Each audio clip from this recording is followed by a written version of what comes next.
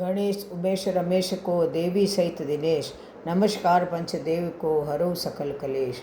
बोलो गजा गुरुदेव की जय हो। आज आपको वैशाख मास के कृष्ण पक्ष की बरुथनी एकादशी व्रत की कथा सुना रही हूँ। युधिष्ठिर बोले, हे वासुदेव, वैशाख कृष्ण पक्ष की एकादशी का क्या नाम है, उसकी महिमा मुझसे कहिए। श्री कृष्ण बोले, हे राजन, वैशाख कृष्ण पक्ष की एकादशी का नाम बरुथनी है। वह इस लोक और परलोक में सौभाग्य प्रदान करती है।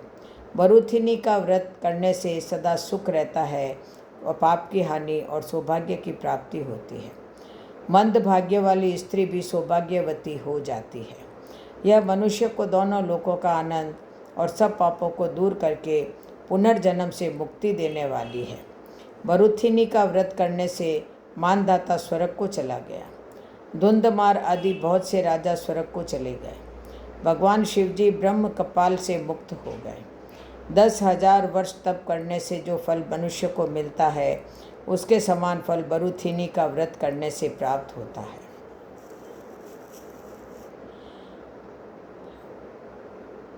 नृपोत्तम, वह एकादशी बहुत पवित्र व्रति के पापों को दूर करने वाली और भक्ति को देने वाली है। हे नृपश्रेष्ठ, घोड़े के दान से अधिक हाथी का दान, हाथी दान से भूमि का दान, सबसे अधिक तिल का दान, उससे अधिक स्वर्ण दान और स्वर्ण दान से अधिक अन्न दान है। अन्न से उत्तम कोई दान न हुआ न होगा। पितृ देव मनुष्यों को तृप्ति अन्न से ही होती है। हे नृपोत्तम, उसी के समान कवियों ने कन्या दान कहा है। भगवान ने स्वयं कहा है, गौदान उसी के समान है और कई वे सब दानों से अधिक विद्या दान है। बरुथिनी का व्रत करने से मनुष्य विद्यावान के फल को प्राप्त पाता है। पाप से मोहित होकर जो मनुष्य कन्या के धन से निर्वाह करते हैं, वे मनुष्य महाप्रलय तक नरक में रहते हैं। इसीलिए कन्या का धन कभी नहीं लेना चाहिए। हे राजेंद्र, जो कोई लोभ से कन्या को बेचकर धन लेता है, वह दूसरे जन्म में अवश्य बिलाव बनता है। जो कोई आभूषण पहनकर यथाशक्ति धन सहित कन्या का दान करता है, उसके पुण्य की संख्या करने से चित्रगुप्त भी समर्थ नहीं है। हे राजन, इस विधि से बरुथिनी कही है। यह सब पापों को दूर करके अंत में अक्षय गति को देती है।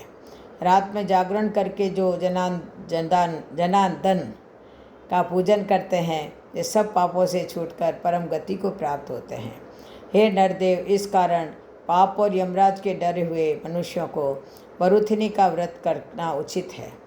हे राजन, इसके पढ़ने और सुनने से 1000 गौदान का फल मिलता है और वे सब पापों से छूटकर विष्णु लोक में सुख भोगते हैं।